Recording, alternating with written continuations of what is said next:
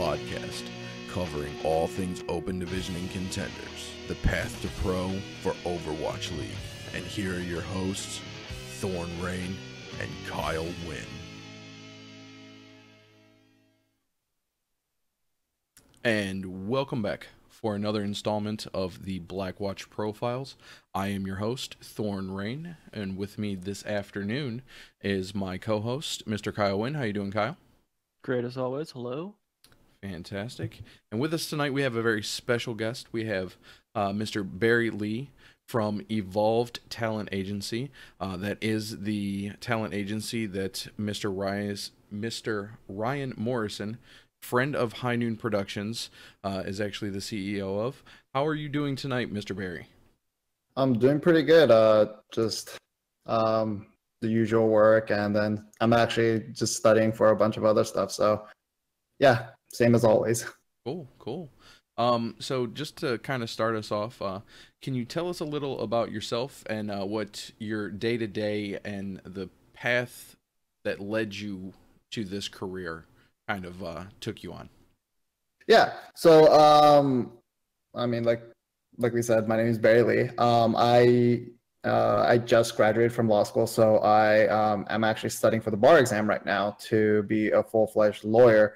But and while I was going to law school, I was working part-time with Evolved Talent Agency, and as a talent agent. Before that, I worked with Energy Esports as their League of Legends house manager. And before that, I worked with OnGameNet, producers of Apex, producers of League of Legends Champions Korea. And I worked with them as a broadcast interpreter and translator. And I did cast a couple games of League of Legends with them. So, but yeah, like I kind of got into esports through OGN on the broadcast side. And then when I went to law school, I networked with a bunch of people, and I met Ryan, and then he asked if I wanted to be a talent agent because he was starting a talent agency, and I said yes, and that's how I ended up here. Oh, that's cool. Yeah. So you mentioned that you are currently an agent and you're going to become a lawyer. So could you kind of like explain to us the differences between agents and lawyers within like the esports ecosystem? So not even just in the esports ecosystem, it's like in the entertainment industry in general. So lawyers will mainly handle like contractual details, like reviewing the contracts, making sure everything is essentially legal and is fair to the client. The role of the agent is more about finding opportunities for the client, and then negotiating specific principal terms such as salary, contract duration, how they'll be terminated, a bunch of other stuff like other benefits that they receive. So the agents will mainly handle the terms of the contract, and for the actual actual review of the contracts and whether they're legal or not, and to make sure everything's good, that's what the lawyer does. So I would say if there's some part of, so long story short, lawyers handle more of like the legal aspects of it, where the exact things like figuring out whether things are in compliance or not. And then the agents are more about working directly with the client to develop their careers. Okay.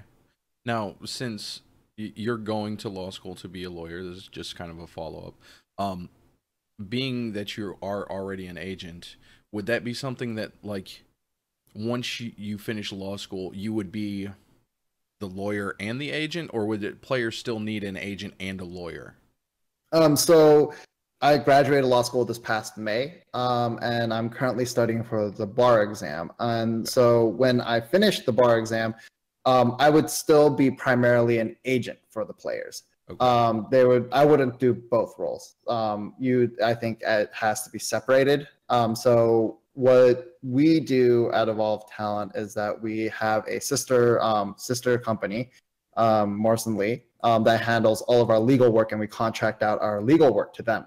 So as on the agency side, we make sure we do the negotiations, we help develop players' careers. And then on the legal side, we send everything over to Morrison Lee. Oh, okay. Yeah.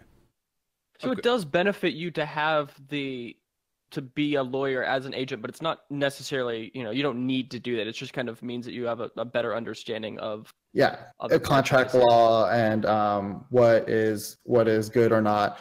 That's mainly kind of like the big benefits of having an agent that has legal training and law background. A lot of Hollywood agents actually have JDs. So whether they are actual practicing attorneys or not, that's a different story, but a lot of them do have a law degree.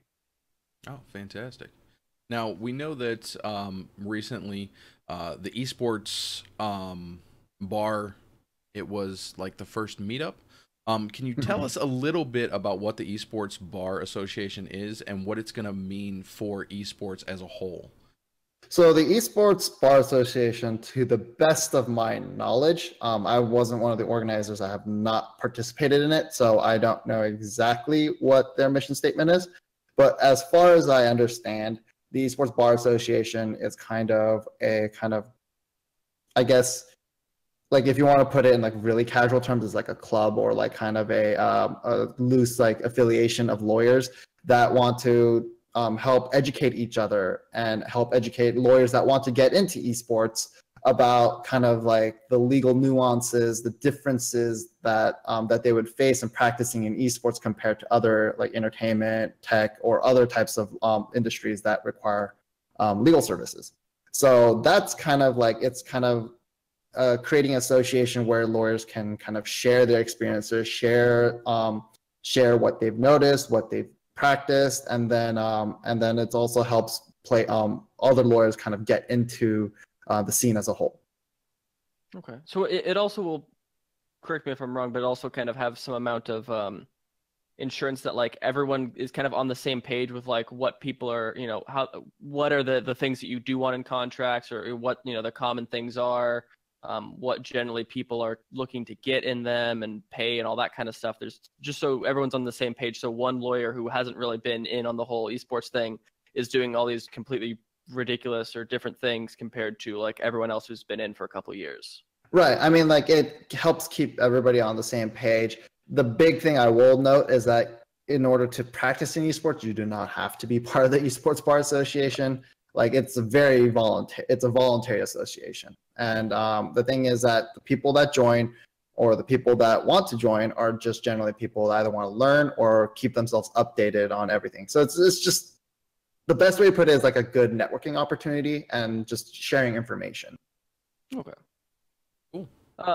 So, and then whereas, a lot of other podcasts cover all of Overwatch League stuff, we're focused mostly on Path to Pro and stuff. So, currently the collegiate esports is in a weird spot, and even high school esports. What's your knowledge of these? Do you see that they are going to be similar like traditional sports, or do you think that the more like contenders play or the tier 2 stuff that's not necessarily associated with schools is going to be the prominent thing? So with collegiate esports, the difficulty I see mainly is that, so in traditional sports, you're going to see a lot of collegiate teams, and then people that play on college teams get moved up into the pro leagues. But the issue with the kind of difference with esports is that a lot of the players currently in the Overwatch League, they came straight out of high school, or in some cases they skip the last year of high school in some cases. This is that's very rare, but most people will have finished high school. But the thing is that it mainly overlaps with college age. So when you have collegiate esports, people that go to college, the issue is that this also is kind of the prime playing years in a way. So I think that's the kind of there's a little bit of friction between those kind of facts at the moment.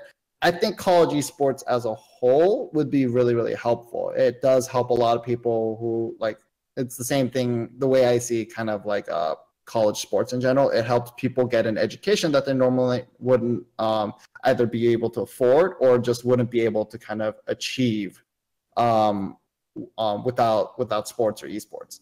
So I think it's good in that respect. It gives people a kind of a structure in order to kind of develop themselves. And And honestly, if going to a collegiate program increases your chances of going to, you know, Overwatch League or kind of like the full professional experience, definitely all for it. It's the difficulty right now is how it integrates into the system, because a lot of rookies are of college age and they would just rather go play in the Premier Leagues than be a part of the collegiate program. Yeah, that's understandable. We've seen some players, you know, take 2 years of college and then say, hey, you know what, these are my years to play, I'm gonna go play, and then I'll come back and finish college. But kind of moving us along, speaking towards the collegiate age, and you know, coming right out of high school, you know, these are young kids that are getting into esports. When should the players, you know, kind of on the path to pro, look into obtaining an agent? You know, whether it be, should they start in open contenders, or kind of when they're transitioning from an open team to contenders? What would your advice to the young players be on when to seek help? Honestly, when they first get a contract of any sort. So the thing is that when a player receives a contract, they're going to read the terms. But the thing is, a lot of these players are young. They haven't signed contracts that on their own. And even if their parents look at it for them, the parents might not necessarily understand what is industry standard. So even if they're playing on an open division team, and I know some open division teams do sign their players a contractual sign players on with contracts. Honestly, like if a player wants help in terms of reviewing the contract to make sure it's good, or having an agent to make sure that they're adequately represented, there's like, whenever you see a contract, like that is a good time to get an agent if you want to, really. Because I've seen weird, like wild contracts that lock players into 2-3 years for no good reason, with no good way of going out or moving up. And the main protections that players have with that right now are kind of the rules that the league imposes on teams operating in open contenders and in Overwatch League. So and there are holes in those rules at some point. So in order to make sure they're covered, that's generally like, having an agent is a very good safety net.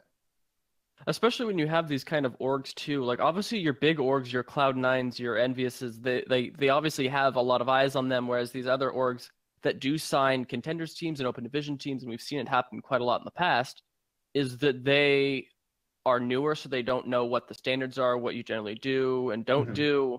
And so they are more likely possibly to sign players to less than favorable contracts, because they're newer, because they're not making as much money, because they're not as experienced and stuff. Definitely. And the thing is that a team may say that this is standard for the industry, but for players, they might not have that same kind of context that the team would have or an agent would have. So like going back to your first question, when should a player look to get an agent? Like whenever they see a contract or offered or asked to sign a contract. That's generally the best time. Perfect. Okay. And then speaking of contracts, to your knowledge, are there any like major differences besides the obvious like fact that Overwatch League salaries are, you know, there's a minimum $50,000 plus benefits that are required as well? Is there a big difference between Overwatch League and Contenders contracts regarding like, you know, image rights and all these other different kind of things beyond just the salary? Contenders contracts are a lot more freeform. They have to conform to specific league regulations in order to cover certain minimum kind of contractual obligations from the teams. But they're generally a lot more freeform than the Overwatch League contracts I've seen. So the Overwatch League contracts are fairly standardized. There is a template, and then teams will modify from the template. But with Contenders, generally speaking, the teams will usually have their lawyers draft up something or use something that isn't as restrictive as the Overwatch League contracts may be. So in terms of like specific things, I can't really get into specifics. Yeah. But the main difference is that there is a huge difference in organization between the Contenders contracts and the Overwatch League contracts. Okay. Now, kind of leading away from the contracts, but pertaining to contracts.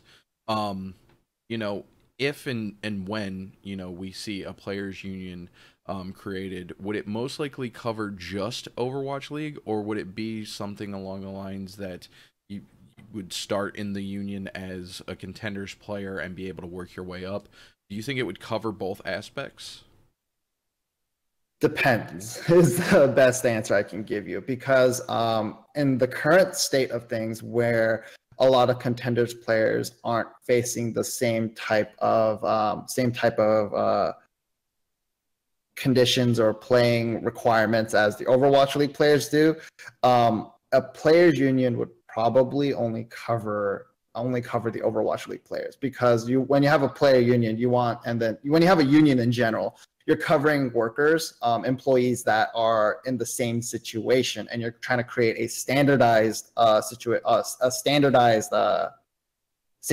conditions for all workers that are part of a union. So if that's the case, and until Contenders kind of the things in player conditions and Contenders and player requirements in Contenders are the same as Overwatch League, I think it's a little bit difficult for them to be both in there. That's just my 2 cents on it. And obviously, like, I'm not a huge expert on labor law and unions in general, but that's my perspective of it. I would think it would generally be separated in most cases. Definitely, I think Overwatch League Players Union will have say in Contenders, because there is some movement between up and down between Contenders and with Overwatch League. But the exact organization, that's really up to the union and how the union bargains with the teams and the league as a whole. Mm-hmm. Now, go ahead, Kyle.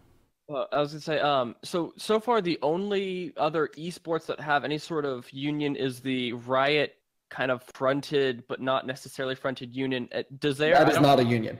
Okay. That is by federal law not a union. Okay.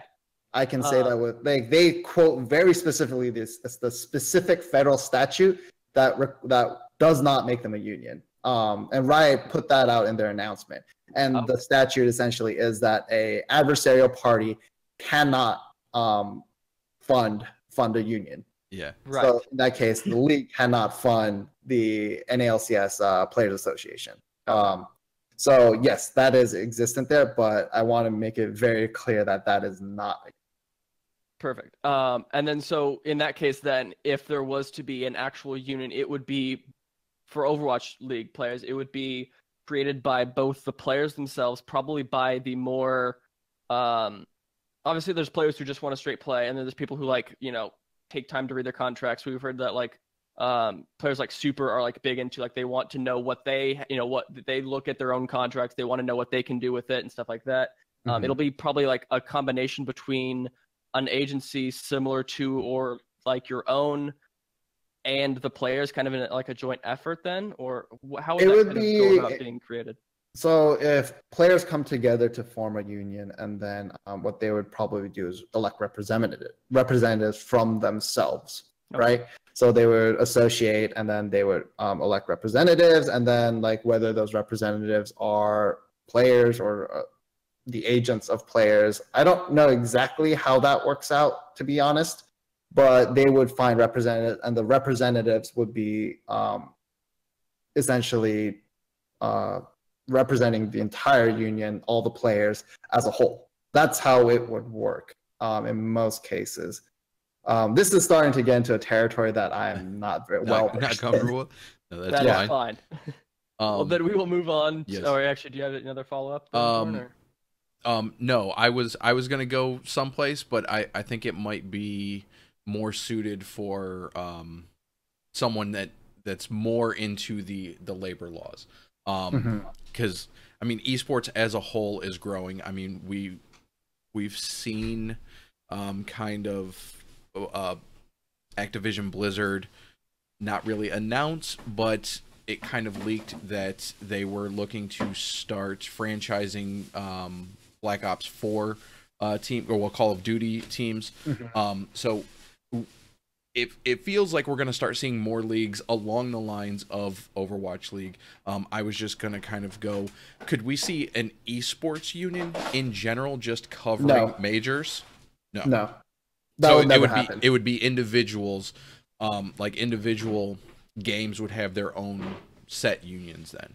Yes, because the best analogy I can give you is that you have an NBA Players Association, you have an NFL Players Association, and I imagine the MLB and NHL and all these other sports leagues have their own unions. And the reason for that is each esports has a different ecosystem and different teams that they're dealing with, different employers, different leagues, and so. An esports you can't have a sports union that covers all sports titles because everybody has different working conditions. So that's never going to happen. And yeah, that makes perfect sense.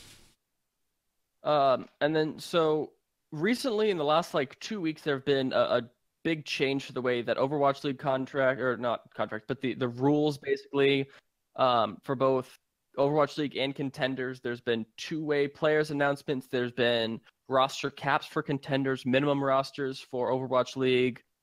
What are your kind of likes and dislikes? What are you glad to see, and what do you kind of wish that maybe they would have done a bit differently with this new update on rules? So in terms of the two-way players, the best way I understand it currently is this is a way for teams to kind of reserve players on their Contenders roster. So essentially, they can have a player that they're not super sure about, but still give them playtime, like somebody that's on the bench, and then they can have them on the Contenders roster and get playtime, get competitive practice, and then they're not subject to the same kind of acquisition rules that most Contenders players are under, because usually when a Overwatch League team says that they want a Contenders player, they go to the team, they go to the player, and if the player says yes, the team can't stop the player from moving up to the Overwatch League team, except in specific cases depending on the specific contract. But in most cases, the team can't stop it. And this is a way for Overwatch League teams to have a player in reserve on their Contenders roster, but somebody that they can later on move up without fearing that another team will just pick them up. So that's the biggest reason why it's there. I think it is a help to players in general because players can be on the bench of an Overwatch League team, also playing Contenders, get the same experience rather than just not doing anything, as I know some Overwatch League players who are on the bench don't really do. So I think it's a benefit in that respect. In terms of how it is negative, I think they have very specific rules in terms of a player moving down, which is if somebody who's played in more than 2 matches during a stage cannot compete in Contenders. That creates an odd situation. It's like if you bench somebody, then they're benched, right? If they've played 2 games, and then so they can't get the same type of competitive kind of experience or keep themselves sharp in that way. So I think that's mainly to prevent ringers in a lot of these Contenders teams, which is fair. But at the same time, it's like the league has thought the rules out. And the thing is that they restrict downward mobility, but they're trying to keep upward mobility as much as possible. So in that respect, that's good. But in the same time, like when players are demoted or kind of benched as it normally happens, their options sometimes can become very limited. Yeah. Now, we've seen a bit. Oh, go ahead. Sorry. Oh, no, go ahead. I was going to say, we've seen a bit of these differences between the way that the High Noon podcast guys are viewing these, because they are more focused on Overwatch League and the way that they're viewing the limitations on downward mobility for players that are kind of probably not going to play a lot of Overwatch League games. They don't have as much chance to play, whereas we're focused on Contenders. And so seeing the fact that all these Contenders players have a very easy route to play an Overwatch League game here and there to kind of get their feet in the water and feel what that's like to play on a stage with the, with the rigorous schedule. It from a tier 2 perspective, it's really, really, really good. From a tier 1 perspective, there's obviously some issues with it, but it's to kind of keep the Contenders leagues fair still and not have, right. Like it's so that I mean, this is an extreme case. Let's say somebody a a team has their star DPS player that's listed as a two-way player, but they only play in Overwatch League, and suddenly there's a lot of fight money on the line in the contender side. So they just plop him as a ringer. It's to prevent situations like that, right? Because there is money on the line in contenders. Yeah. So the rules are fair, I think. In terms of moving up, it's very advantageous for the contenders players. For players in Overwatch League, I would honestly it's tough, but it's in the spirit of fairness. And I mean, there's the classic Dark Souls meme is like get good. It's like that. There's really not much more you can say about that. You just have to develop yourself, make yourself more valuable to a team, so you're used. So, and if you're currently not valuable, you have to find ways to make yourself valuable. So, and what I tell, and this is kind of getting onto a tangent, what I tell a lot of my players is that you'll have ups and downs in your performance. You'll have peaks and you'll have slumps. But the thing that'll always keep you will always have a job. You'll always be part of a team and have a chance to come back is if you're a good teammate. And that's a really big part of it. And so for Overwatch League players that are concerned about the downward movement, consider it's there for a reason. It's fair for fairness reasons. And the best you can do in that situation is just to be a better teammate, develop yourself, ask the resources. The teams give a lot of resources to the players, and utilize those resources to become a better player. That's really all I can say about it. Oh no, yeah. So kind of sticking with the two-way players, there's kind of an interesting section in that announcement that we got, and I'm going to read it directly from the section. It says, any player on the roster may agree to be eligible for contenders play, but a maximum of 4 players may be designated as two-way players during each Overwatch League stage, and those players must be identified and submitted to the league office prior to each stage. So, does this mean that two-way contracts can essentially be changed from player to player per stage? And kind of more importantly, the first part says any player can be eligible for contenders if they agree to it. I am assuming that means that they don't have to be a two-way player?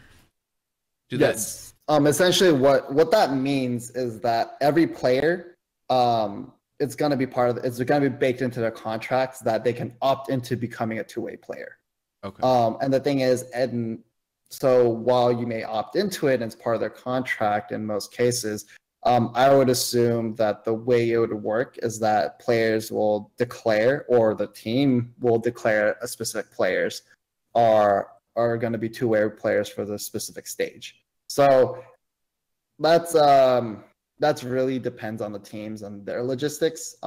Usually I would say players will have to probably sign off on something to make sure that the team isn't forcing a player to do something that they don't want to do. So that's the way I see it. It just means that everybody's eligible. Everybody can be. So this gives the teams flexibility in downward, to be honest. Yeah. So hypothetically, a whole team, if they agree to it, all 12 players could say, we agree to be two-way players at any point in time.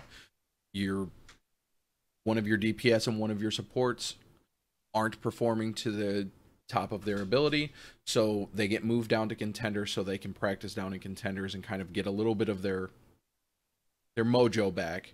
And then on the next stage, they can come back up, and then 2 other players, or 4 other players, whatever it might be, can then be designated, as you said, as two-way players, and then they can go down and work in contenders as needed. Right. That's the way I kind of see it. I think in a way, this would probably give a little bit more reason to have a 12-man roster, to be honest. Because if you can have 4 players that are eligible to play in contenders, and at any time you have 4 players that are playing contenders, staying sharp, earning prize money and things like that, instead of just sitting on the bench the whole time. Yeah. And so you can kind of move that around. I would say in terms of the eligibility and stuff and how they agree to be eligible, that is still undisclosed. So no details on that. Okay. Gotcha. So then on our previous talk, when Thornrain brought up the differences between the NBA kind of two-way contracts compared to Overwatch League two-way contracts. So far, Overwatch League is the only league, to our knowledge, that the two-way player will occupy both roster spots. So he will be considered towards the 8 of Contenders and the 12 max of Overwatch League. Do you think that this was kind of the best way to do about this, or do you think that they probably should have gone about having either an Overwatch League player or a Contenders player? I think having the mobility in general is good. It gives teams flexibility. It incentivizes teams to have a contenders team, because not every Overwatch League team has a contenders team. It incentivizes teams to run contenders teams. It incentivizes kind of Overwatch League teams to pick up more players if they want to run a contenders team, right? They can get up to the 12 max. And if a player is a two-way player on contenders, then they're still subject to the same benefits and minimum requirements of the Overwatch League. So I think it's good as a whole. And because Overwatch as an esport is still growing and still developing. So whether it's good in the future, that remains to see. That remains to be seen. But in its current state, I don't have too many complaints about it. And then I guess one of the other things that I didn't really think about was the fact that even if you are a two-way player playing primarily in Contenders, that does not limit you from playing all of your in-house scrims if you're on like a Philly team or a Los Angeles Valiant team. So you do still maintain all of those benefits. You're just not, you don't have the ability to play, the actual matches, but still, like we've seen for players like Numlocked and Verbo, who will play primarily on that tier 2 team, could also play in Contenders and kind of do both well. I mean, it gives more opportunities for the players on the bench to do something, really, and play for something. Yeah. And I think that's been a large complaint of a lot of players, is that they are benched and then they just don't do anything, because, like, if a team doesn't have a full 12-man roster, they can't do internal scrims, right? Right. And the only team that I think that has really successfully done it is London Spitfire. Had it for like a hot 2 weeks. And then they couldn't do it anymore. And then they had 11 players weirdly and things like that. So, and the thing is, having a 12-man roster is expensive, like, because it, beyond just paying the players the same minimum benefits and things like that, you have to feed them, you have to house them, and then there's a lot of other costs associated with having a player. So, like, on one hand, having a 12-man roster is good. On the other hand, like, if you're not utilizing them and you're not making money off of that roster somehow, then there's no incentive for teams to do it. And I think this two-way contract, a lot of this other stuff, gives teams the flexibility of moving players around, and it does incentivize them at least a little bit towards having a contenders roster that they're actively gonna utilize. Okay. Now, with the addition of the two-way contracts, that's something that we've seen in the NBA and the NHL. There's all kinds of contract and like special things across all these leagues. One of them I want to bring up is franchise tags. Basically, what it is it's in the NFL.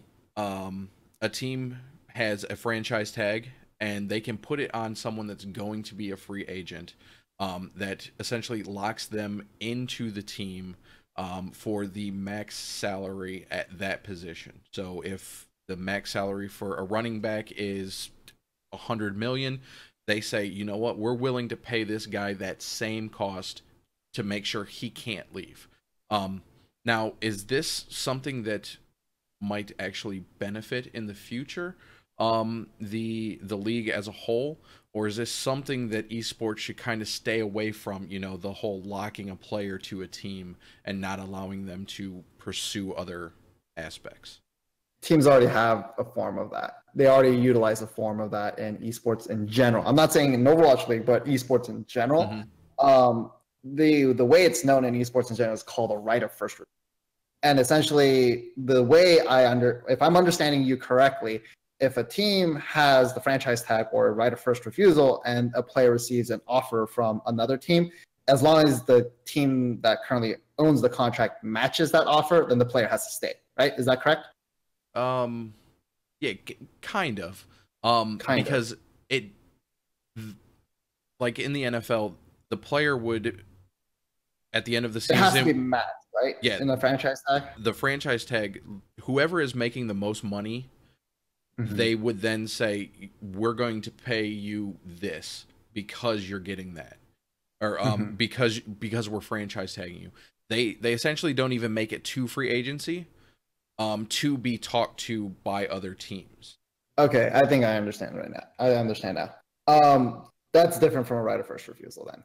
I would say that's not going to exist in esports until there is an actual salary cap. It's just not going to happen. Yep. There are no salary caps in esports. The big asterisk there is that there are roster caps, but there are no salary caps. So, and I can't say more than that. Yeah.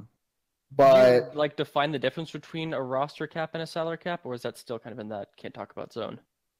I think this is okay to talk about. I think a salary cap would be for an individual player can only earn up to an X amount, right? We see this in the NBA, like, you know, the max contract, right?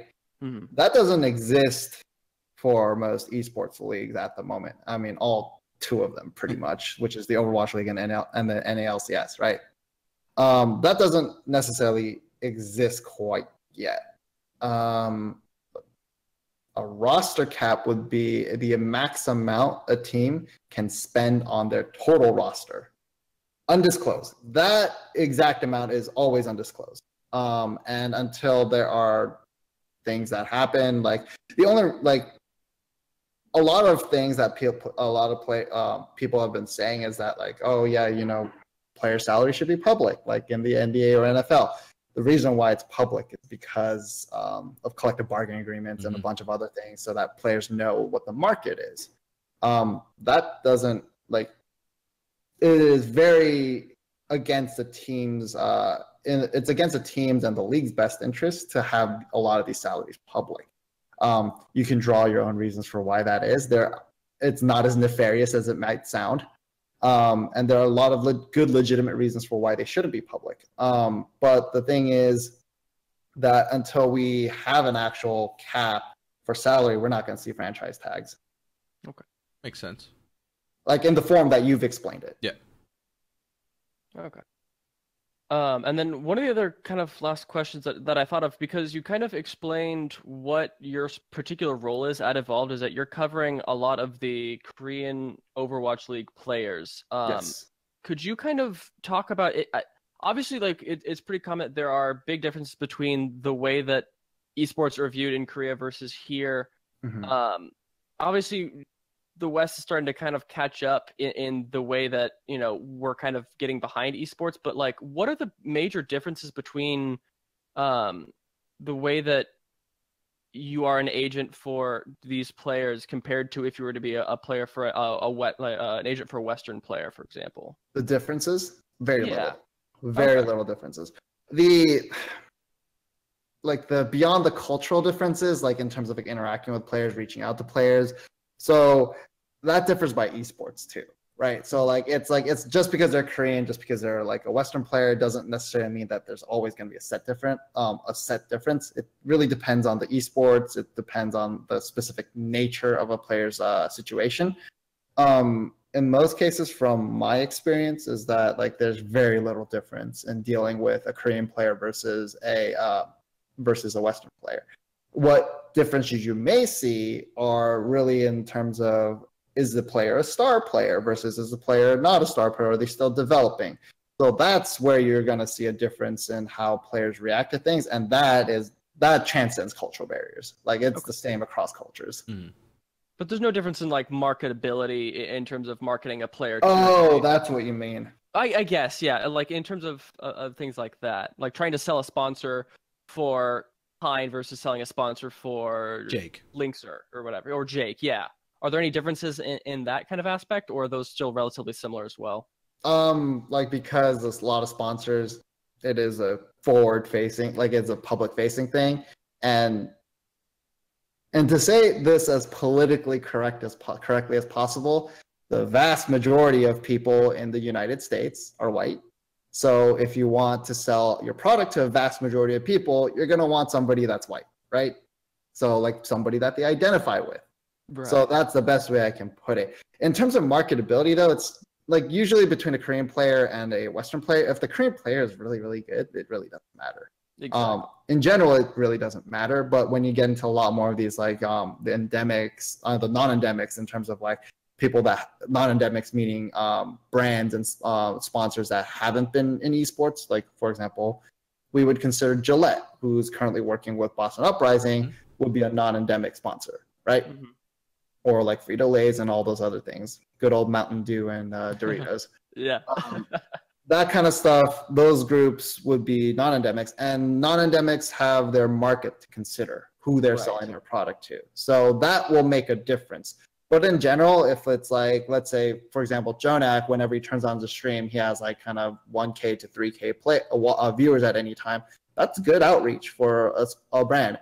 And as long as they have the statistics and the people watching it are like the demographic that they want to reach, then they'll go for it regardless of like if they're Korean or Western or, you know, in general. Sponsors So it'd love be numbers. easier to exactly. It'd be easier to sell like a mouse and a keyboard that is attached to a really, really good player that isn't necessarily marketable because they are like the absolute best player, and the only people you're really marketing that is to people who more so care about the player's skill than whether or not this person looks like me, I guess. Whereas if you're doing like the non-endemics, your big ridiculous companies, It really it's a little bit depends. more of a market thing. Okay. Yeah, it really depends on what the brand and what the sponsor wants to do.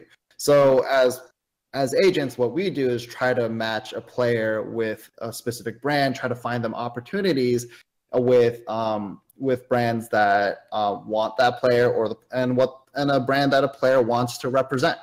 So that's part of the job of an agent, is to kind of balance that for the players. So essentially, like the way I think about it is I handle, as an agent, a lot of stuff that the players would normally need to handle if they were on their own, like in terms of talking with their team about like specific things, their job and whatnot, and reaching out to brands, developing career opportunities. I handle all that so that they can just focus on playing and practice.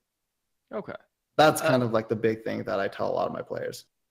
And then a little follow-up, just kind of in regards to, obviously we've seen that like it seems like about half of the Overwatch League teams have like a team sponsor.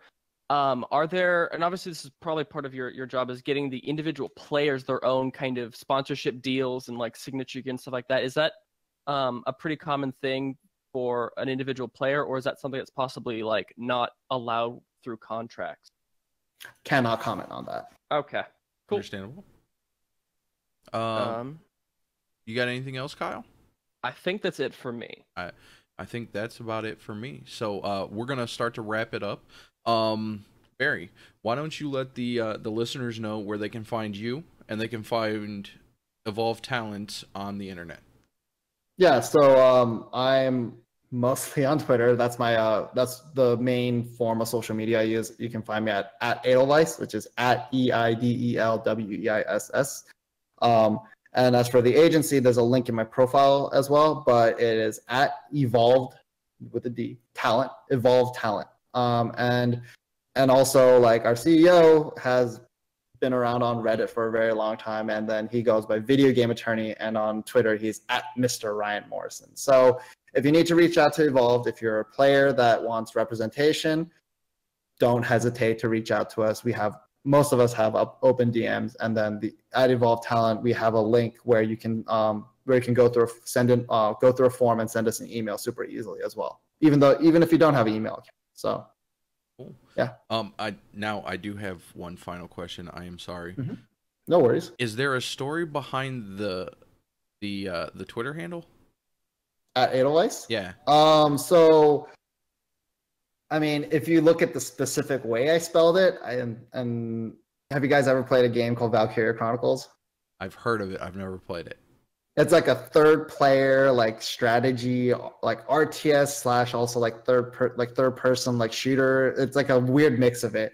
And there's a tank and that you use all the time. And then the name of it is Eidelweiss, spelled that way. And normally the way you spell it is without the extra I between the E and D in the first three letters. So it's EDEL. And what that is it's a flower that grows on the Swiss Alps. And it's a flower that grows on the Swiss Alps, and it is literally, if you translate literally, it means noble white. And so some people say, "Oh, Barry, you're a white supremacist for having that kind of name." I'm just like, whatever. But the flower represents endurance, hardiness, perseverance. So things that I admire.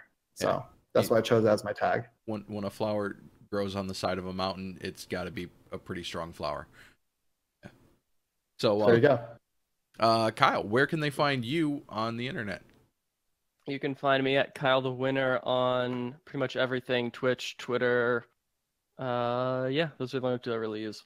Cool. And you can find me at ThornRain on Twitter. I'm also ThornRain on Twitch, but I do most of my streaming over on the Blackwatch Report Twitch channel. You can find the show on Twitter at Blackwatch Report. There's no Owen Report. You can email the show blackwatchreport@gmail.com. You can follow the show on Twitch at twitch.tv/blackwatchreport. We record our main show live Wednesday, 6 p.m. Eastern. Our intro music is the main theme for Overwatch, covered by our very own Kyle Wynn. This has been a High Noon production. You can find all of our shows over at highnoonpodcast.com, and you can come and chat with all of the hosts over at the Discord at discord.me/highnoonpodcast. And with that, Blackwatch out.